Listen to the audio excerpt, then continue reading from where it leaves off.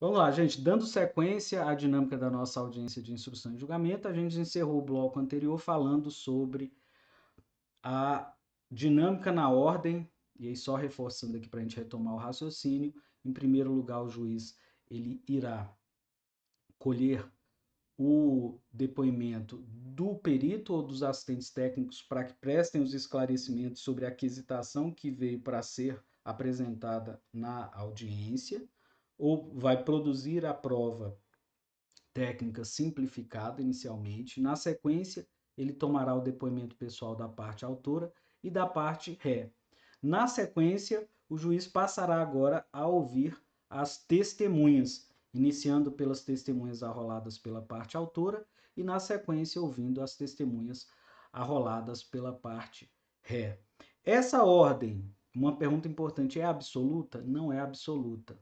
O juiz deve preservar essa ordem, não havendo consenso entre os advogados das partes quanto a uma eventual inversão. Mas as partes podem convencionar a inversão. E outra questão também relevante: o juiz abriu a audiência, não estão presentes todas as testemunhas, mas, por exemplo, está faltando uma testemunha, coincidentemente é a testemunha da parte autora. Há a possibilidade de aproveitar e realizar o ato? Sim, se as partes concordarem, isso acontece com relativa frequência, o juiz poderá ouvir todos os presentes, inclusive as testemunhas da parte ré, e designar uma nova audiência para ouvir tão somente aquela testemunha faltante, que pode ser a própria testemunha da parte autora.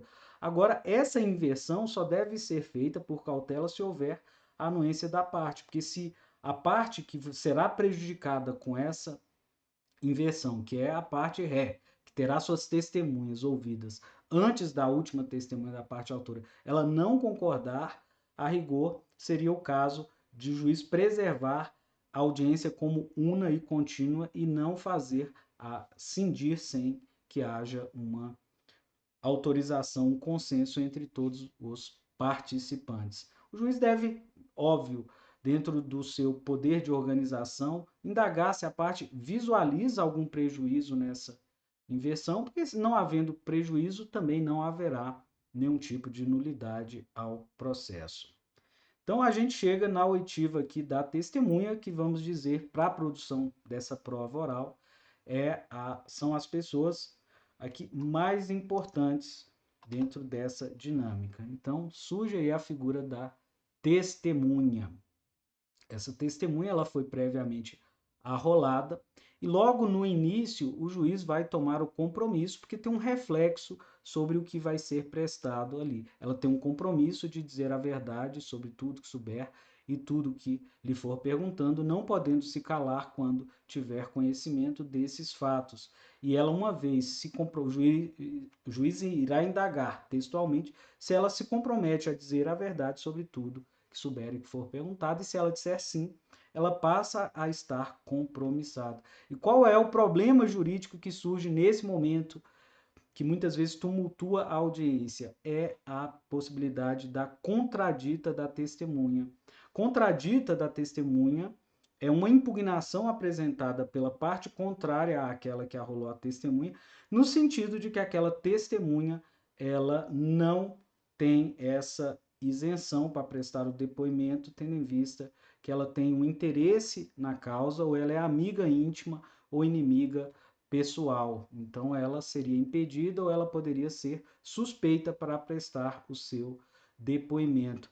Muitas vezes os advogados, antes mesmo do juiz ter o contato inicial com a testemunha, já introduzem um pedido de contradita. Mas veja, pela dinâmica e a lógica, a contradita ela só vai surgir e ser útil se houver uma afirmação da testemunha no sentido de que ela não tem nenhum interesse na causa, não é amiga íntima ou nem inimiga de nenhuma das partes, e que ela se compromete a dizer a verdade. Então o juiz primeiro deve indagar se ela atende a esses critérios, porque se ela já disser eu tenho interesse na causa, está inclusive prejudicada a contradita. Então, uma dinâmica que eu utilizo muito é, doutor, a contradita a gente vai formalizá-la caso a testemunha insista de que os fundamentos não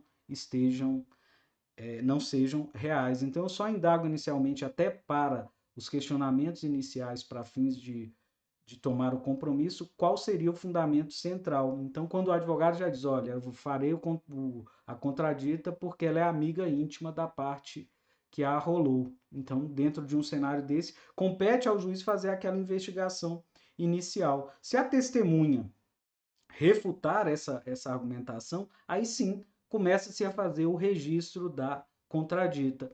Então, a contradita ela tem uma dinâmica. Ela é provocada pela parte contrária. Então, o juiz ele deve abrir a oportunidade para a parte apresentar essa contradita com seus fundamentos. Então, ouve-se o advogado, registra-se os fundamentos da contradita, o juiz ouve a testemunha e registra suas respostas em face daquelas questões, e pode-se abrir aqui nesse momento uma instrução, daí a necessidade de que esse rol tenha sido previamente apresentado, mesmo que a testemunha vá ser apresentada pela parte independentemente de qualquer intimação, tendo em vista que a parte contrária precisa ter a oportunidade de trazer até 3 testemunhas para provar os fatos que ela sustenta na sua contradita. Então, há um incidente no processo. Alguns juízes fazem esse incidente da contradita no termo de audiência, eu prefiro fazer no termo de depoimento, porque não for assim, você vai ter que pedir para a testemunha aguardar até o fim da audiência para que ela eventualmente possa assinar ali o termo de as declarações que ela prestou durante a contradita. Então, na ata eu só registro em relação à testemunha foi apresentada contradita, resolvida no seu próprio termo de depoimento. Outros juízes gostam de abrir um termo próprio na audiência, tão somente para a contradita. O código não diz textualmente qual seria o caminho mais adequado. E o juiz proferirá uma decisão ao final, acolhendo essa contradita, caso em que ele poderá ouvir a testemunha como agora mera informante, ou ele rejeitará essa contradita e tomará o compromisso da testemunha. Nessas situações em que não vai se colher o compromisso da testemunha, o juiz vai valorar depois livremente a prova. Não há uma hierarquia entre aquelas testemunhas que prestaram compromisso e aquelas que foram ouvidas na condição de informantes do juízo. Então, o juiz é livre para fazer a apreciação dessa prova. Então, uma vez decidido esse incidente, o juiz, caso não tome o compromisso, indagará a parte que arrolou se ela insiste em ouvir aquela testemunha, tendo em vista que ela só poderá ouvir 3, principalmente se o rol dela tem mais de 3 testemunhas, ou se ela desiste daquela testemunha e prefere ouvir outra que poderá ser devidamente compromissada. Então surge aí esse incidente. Uma outra questão relacionada às testemunhas é a possibilidade de acareação. Então, o juiz ele deve buscar o esclarecimento dos fatos. E não é incomum que nos depoimentos pessoais ou na oitiva das testemunhas surjam pontos de divergência claro quanto aos fatos, narrativas que se contradizem. Então, numa situação como essa, o juiz, na busca da verdade, ele pode fazer a acareação, que é um incidente de confrontação das versões para eventuais esclarecimentos. Então, como se faz uma acareação? O juiz identificando, ele vai pedir que a testemunha aguarde, as testemunhas aguardem, e após essas oitivas, ele instaura um incidente de acareação, em que ele irá ler textualmente os pontos de divergência nos depoimentos e dará a palavra a uma testemunha e a outra, ambas presentes, para que elas, ou entre a testemunha e a parte também é admitida, para que elas prestem um esclarecimento para fazer eventuais ressalvas, correções em seus depoimentos. A testemunha está obrigada a fazer alguma retificação? Não, mas o juiz deve adverti-la, assim como ele fez no momento de compromissá-la, de que se ela estiver faltando com a verdade, aquele fato for relevante, ela poderá responder pelo crime de falso testemunho. Em regra, a careação ela gera um tumulto e nem sempre ela vai chegar a algum resultado, porque o juiz não pode forçar nenhuma das testemunhas a mudar a sua versão sobre os fatos. Encerradas as acareações, se for o caso, é muito raro de acontecer isso na audiência, surge agora o contraditório final no processo em que as partes poderão fazer as suas alegações finais. O código, ele prestigia a oralidade, então ele estabelece que cada parte, iniciando-se pela parte autora, depois ouvindo-se a parte ré e por fim o Ministério Público, cada um deles poderá fazer as suas alegações finais por até 20 minutos de forma oral. Poderá ser ampliado por mais 10 minutos a depender da complexidade dessa causa. Se houver litisconsórcio, o que o código estabelece? Que esse prazo de 20 minutos mais a prorrogação de 10 minutos, ou seja, os 30 minutos, devam ser distribuídos entre os litisconsortes. Mas também, embora ele prestigie a oralidade das alegações finais, ele permite que o juiz, a depender da complexidade da causa, substitua aquelas alegações orais por apresentação de razões escritas no prazo sucessivo de 15 dias a contar da audiência. Olhando numa perspectiva prática, qual eu entendo que seja a posição mais adequada para o juiz? Se ele vai, que o código diz que a audiência de instrução é julgamento, o juiz precisa responder nesse momento a uma indagação própria. Eu farei o julgamento em audiência? Se o juiz vai fazer o julgamento, eu entendo que se justifica fazer as alegações finais orais.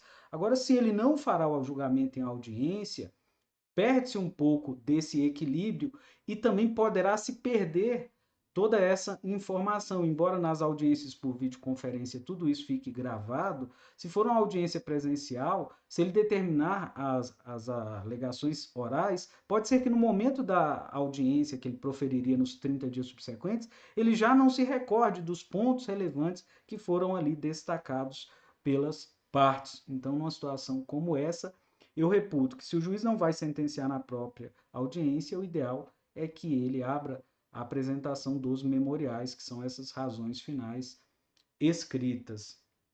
E por fim, surgiu aí uma figura aí, um rapaz bem alegre aqui no nossa audiência, que vai sentar à esquerda do juiz, que é o secretário de audiência, ou a secretária de audiência, que é esse auxiliar do juiz que fará todos os registros e auxiliará o juiz na organização de toda a audiência. Então, no termo de audiência, o que se exige é que faça-se os registros de todos os despachos, decisões ou eventual sentença que foi proferida e de todos os atos que foram, todas as postulações que foram requeridas durante a audiência. Então, o próprio código, quando ele coloca lá as incumbências do juiz decorrentes do poder de polícia, ele também coloca uma advertência ao juiz que ele deverá fazer todos os registros dos requerimentos apresentados pelos advogados. Então, dentro dessa dialética do processo, é uma prerrogativa do advogado fazer as solicitações e o juiz decidir os incidentes que forem formulados.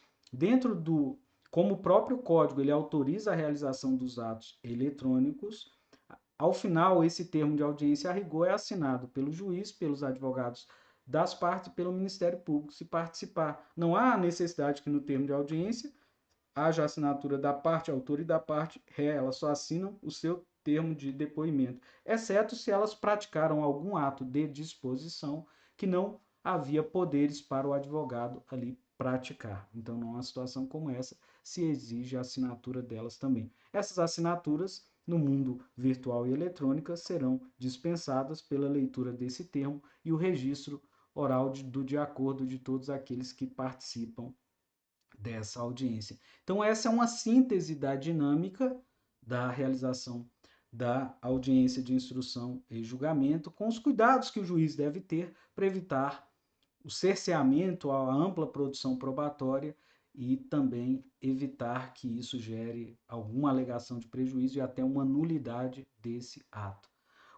Embora o sistema presidencialista já não mais prevaleça, que é aquele em que o juiz formulava as perguntas diretamente às testemunhas, tendo em vista que agora a gente adota o sistema da pergunta direta, que tem inclusive uma expressão em inglês que agora me foge, os advogados têm essa prerrogativa de fazer a pergunta direta, o juiz faz o controle sobre as perguntas e ele poderá eventualmente indeferir uma pergunta impertinente, capciosa, que esteja fora do ponto controvertido ou que gere algum tipo de constrangimento ou induza a parte a alguma resposta porque a parte, desculpa, a testemunha alguma resposta, tendo em vista que ali o que se deve buscar é uma construção de uma verdade real e não de uma verdade induzida.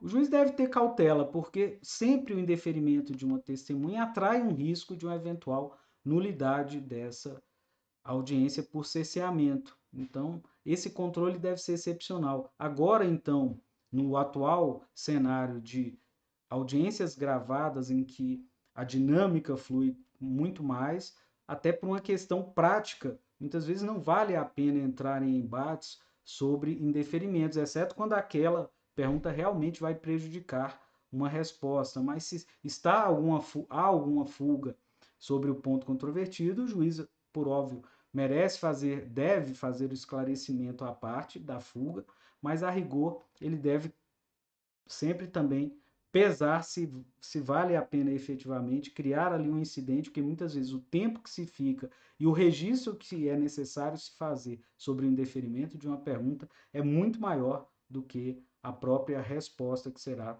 ali pela testemunha apresentada. Então, essa figura aí era para a gente olhar numa visão prática a dinâmica dessa realização da audiência, sem a pretensão de esgotar que essa dinâmica onde envolvem pessoas, sempre elas nos surpreendem com alguma questão e o juiz dentro do poder de polícia, eu digo, principalmente tem que ter o bom senso de não perder o seu equilíbrio, não perder o controle durante a realização desse ato e sempre imperar um comportamento de urbanidade em que o juiz ele dá o seu maior exemplo, possivelmente que haverá um espelhamento no comportamento dos demais a depender de como o juiz se porta ao conduzir audiências de instrução e julgamento. E dentro disso, a gente chega aqui ao desfecho do nosso mapa mental do procedimento comum, nessa perspectiva de refletir os institutos sobre uma visão jurídica, mas também sobre uma visão prática dos nossos principais desafios. Então, cada semana do nosso curso é dedicado a um tema relevante que vai exigir um esforço do juiz numa boa condução do processo. Então, durante essa nossa quarta unidade, a gente trabalhou essa fase instrutória e os seus desafios e focamos na realização da prova pericial e na colheita da prova oral em audiência de instrução e julgamento. E alguém poderia me perguntar agora, Jair, faltou a fase decisória que está faltando você, a gente aprofundar sobre a sentença. Então, dentro da dinâmica aqui no Instituto, na nossa escola de formação judiciária, a gente tem na sequência, para aqueles que tiverem interesse, um curso tão somente dedicado com a visão prática para a gente ser bastante efetivo e técnico na elaboração da sentença. Eu fiz uma introdução na aula sobre tutelas provisórias, sobre o desenvolvimento da argumentação jurídica, e tudo isso é aprofundado no curso sobre a sentença. Então, aqui, o que nos importa no desenvolvimento é que a gente chega agora nesse cenário de desenvolvimento do processo à fase decisória. A gente viu no contexto que essa fase decisória nem sempre vai seguir todo esse caminho traçado pelo código. A gente viu que o controle do juiz no saneamento do processo, ele se inaugura logo na admissibilidade da petição inicial e, a depender das situações no processo, a gente terá outras possibilidades do juiz já ser conduzido à prática desse ato que põe fim à fase de conhecimento. Essa é a distinção mais clara desse pronunciamento judicial em relação às decisões interlocutórias. O conteúdo de ambos é decisório e no que eles se distinguem é que todas as demais decisões não porão fim à fase de conhecimento.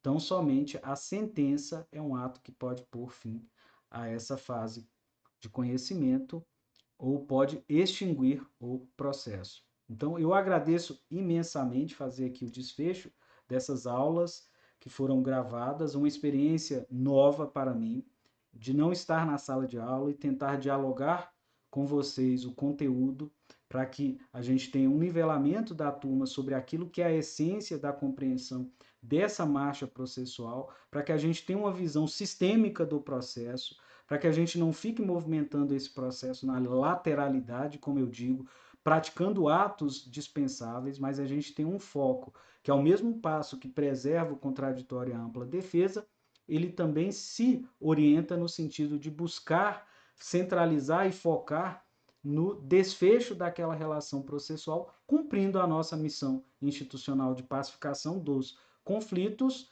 mas também observando o princípio aí da duração razoável do processo. Então, eu me despeço aqui dos vídeos de vocês nesse momento, mas a gente ainda terá a oportunidade de dialogar sobre o tema e aprofundar essas questões e as dúvidas que surgiram desses diálogos nos nossos vídeos lá na nossa aula presencial. Então agradeço a atenção de vocês e a paciência que tiveram comigo ao longo dessa jornada de tantos vídeos aí que foram gravados. Me despeço por aqui.